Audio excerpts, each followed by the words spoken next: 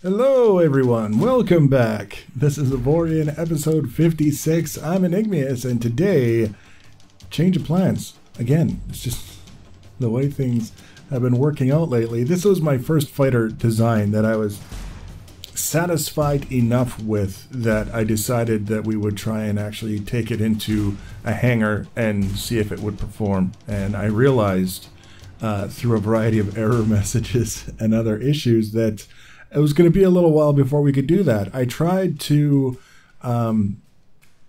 put fighters into the hangar of our station and see if they would work from there, and they won't, because it says that the hangar is obstructed, and it's not. It's obstructed on one side, but apparently that's allowed. It only has to be clear on one out of the two possible sides, which it is, but the game says no, it's not allowed. And I think what happened is when I built the station, there's one side that has to be open and another side that can be open or not. And if you flip it around the wrong way and install it that way, then it doesn't work. That's the only thing that I've been able to come up with that might be the reason why it doesn't work with our station, but all the more reason to not be brokenhearted that we weren't able to make a blueprint of our station yet, because the damn thing doesn't work. That having been said, I need a ship with a hangar to be able to have our fighters built at a fighter factory and then take them to the station if we can fix it anyways. So I decided now would be a good time to get started on the carrier, since basically that's really, I mean, I could have made a very rudimentary ship and used that to take a fighter from the fighter factory to the station after I had corrected the station. But I decided that it probably would be just better all around if I started on the carrier. This is something that I had planned on doing. It's something I was looking forward to doing. So it's not exactly a horrible thing that we're changing gears yet again. We will come back to the fighters, and we will make I expect at least 2 or 3 that we'll have up on the workshop for people to use. But for the time being, we're going to get ourselves set up so that we can at least move the fighters around and do what we need to do. So this whole idea of the carrier, one of the things that I'm keeping in mind throughout the build is that this is going to be part of a fleet. And I've mentioned about, I've mentioned this in the past, very recent past, that we're going to be building a fleet worth of ships. And for me, that means that the ships are all going to be different. Obviously, they aren't going to be just resized versions of one another with different tasks that they're assigned. Each ship will get its own sort of design, but there will be certain design cues that will be consistent from one ship to the next, so that when you see them in a group, it all makes sense. They all visually look like they belong together. So that's going to be one of the things that I'm looking at as part of this design. Another thing that I'm keeping in mind is the block count for this ship, because we just finished a station that's over 100,000 blocks, and then we switched gears immediately to working on fighters and keeping them to at or below 200 blocks, which was kind of a shocking transition.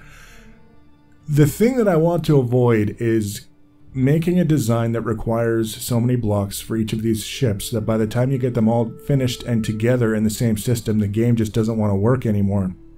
So I haven't assigned a specific limit for the carrier in terms of how many blocks, but you can see already we're working with large blocks, relatively speaking, and that's going to be one of the keys, is that the designs will have plenty of room for detail, for things that look interesting, but at the same time, they'll be built large enough that we don't have 50 blocks doing what we could have done with one block if we just sacrificed a little bit of the detail. So that's something that I'll be keeping in mind. Another thing that I'm looking at is the material for this sort of project, being the carrier and all of the other ships that go in the fleet alongside it. I'm building the carrier out of ogonite, which is the second to last material in the progression through to Avorion, which is the last best material apparently. And ogonite is the heaviest material as far as I know, and we're building with ogonite armor instead of just regular ogonite hull blocks. So this carrier is going to be, based on its size, a very heavy, ponderous ship. It's not going to turn fast. It's not going to move fast. Its main offensive strength will be its fighters, as it should be if it's going to be a carrier. And it will have things like point defense turrets so that it's not defenseless, but it's not going to be the kind of ship that goes tip of the spear kind of thing, charging into the enemy. It's going to be very, very slow. Everything is going to have structural integrity fields, so it's going to be as well protected as I can make it. And of course shields on top of that, so that it'll be as resilient as we can make it. And then the other thing that we have to make sure is that the fighters can get out of the damn ship. And so what we're going to do is we're going to have the hangar blocks passing sideways through the ship so that they're open on both ends. Ships can get in and out on both sides. Then we don't have to worry about the game telling us it's wrong and we have to redo it in order to make it work.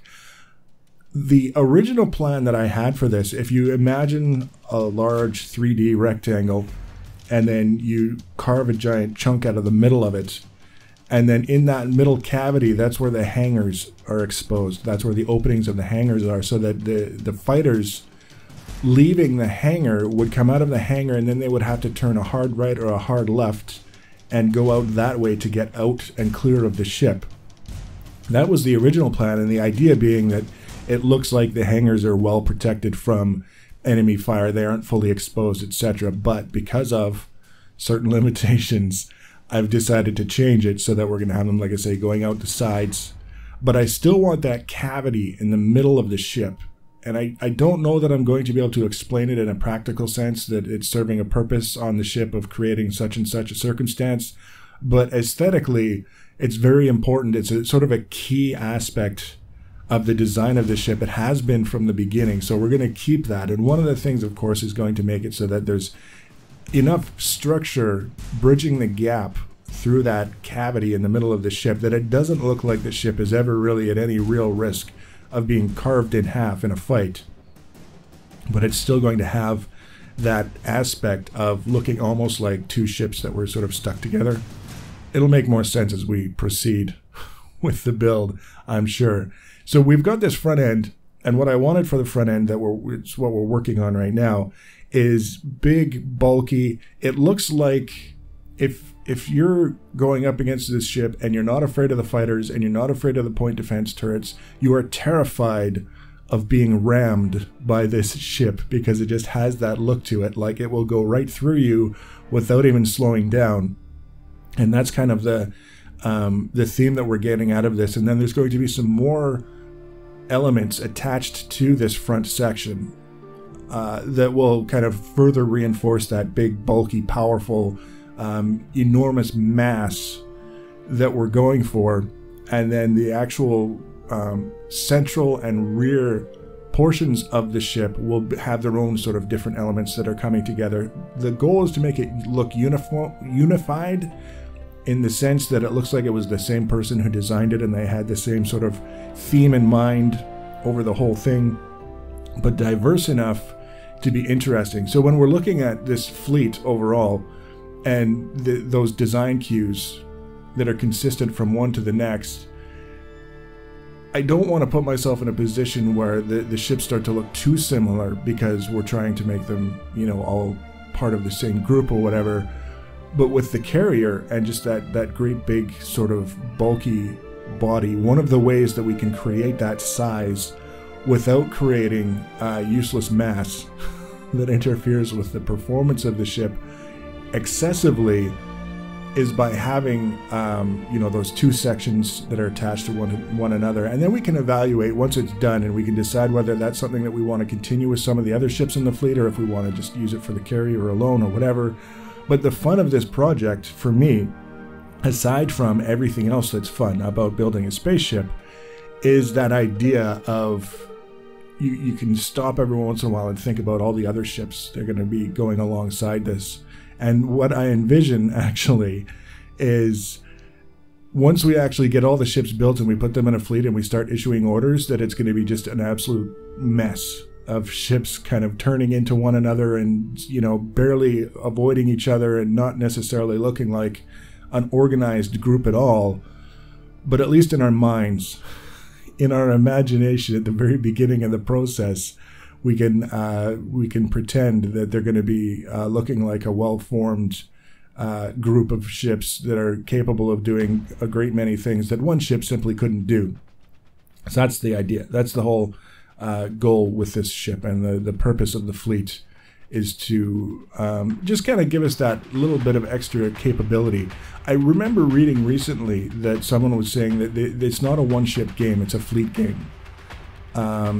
And of course, people argue by saying that they've made it all the way to the very end with just one big juggernaut ship, and that's all that they needed, so therefore, alternate opinions being what they are. But I can see very clearly what they're referring to by saying that it's a fleet game, is that, you know, looking at the kinds of enemies that we're being put up against already, and we're about halfway from the outer edge of the galaxy to the middle at this particular stage, literally in the system that we're in now. That's roughly where we are, is about halfway there. And already we're getting enemies jumping in that are 6 or more ships all at the same time.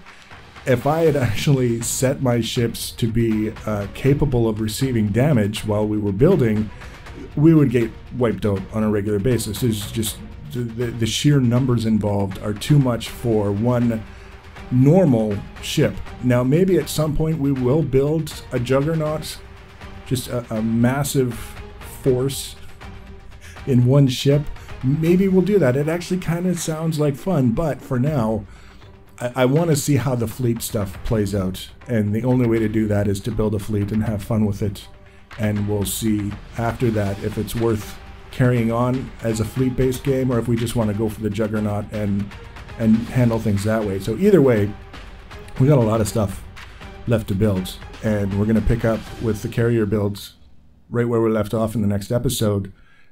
So if you want to be notified about the next and future episodes in this and other series, of course, the easiest way to do that is to subscribe to my channel or follow me on social media. Links for social media are always in the information section below the video. Feel free to leave your comments and feedback. Thanks for watching, guys, and take care.